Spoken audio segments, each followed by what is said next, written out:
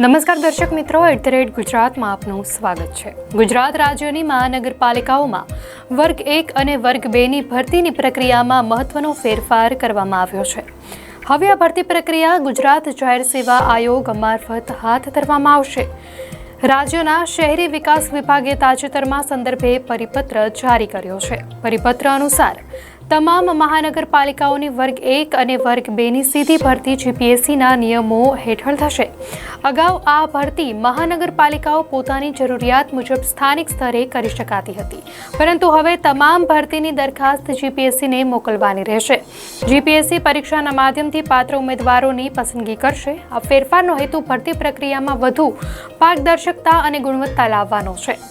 અગાઉ રાજ્યમાં 8 મહાનગરપાલિકાઓ હતી, જ્યારે તાજેતરમાં નવી 9 મહાનગરપાલિકાઓની રચના બાદ આ સંખ્યા 17 થઈ ગઈ છે। મહાનગરપાલિકાઓમાં વધતી જતી જરૂરિયાતોને ધ્યાનમાં રાખીને રાજ્ય સરકારે આ નવો નિર્ણય કર્યો છે। પરિપત્ર પહેલા મહાનગરપાલિકાઓ પોતાના સ્તરે વર્ગ 1 અને વર્ગ 2ની જગ્યાઓ ભરવા માટે સ્વતંત્ર હતી। તે બાદ માત્ર રાજ્ય સરકારની મંજૂરી લેવાતી હતી। હવે આ નવો પરિપત્ર અમલમાં આવતા મહાનગરપાલિકાઓની આ સ્વતંત્રતા ઘટી ગઈ છે। પરિપત્ર મુજબ જીપીએસસી દ્વારા કરાયેલ પસંદગીઓ મહાનગરપાલિકાની ગણાશે, પરંતુ આ પ્રક્રિયા માટે થતો ખર્ચ તે મહાનગરપાલિકાએ જ ભરવો પડશે।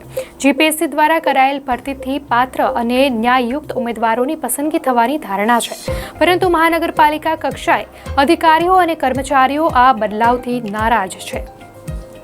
તેમની દલીલ છે કે નવું નિયમન મહાનગરપાલિકાની કામગીરીમાં વિલંબ અને અનાવશ્યક દખલ લાવશે। આ નિર્ણય પાછળનો હેતુ યોગ્ય અને પારદર્શક રીતે ઉમેદવારોની પસંદગીનો છે, પરંતુ આ બદલાવ મહાનગરપાલિકાઓના કામકાજ પર કેવી અસર કરશે તે તો આવનાર સમય જ બતાવશે।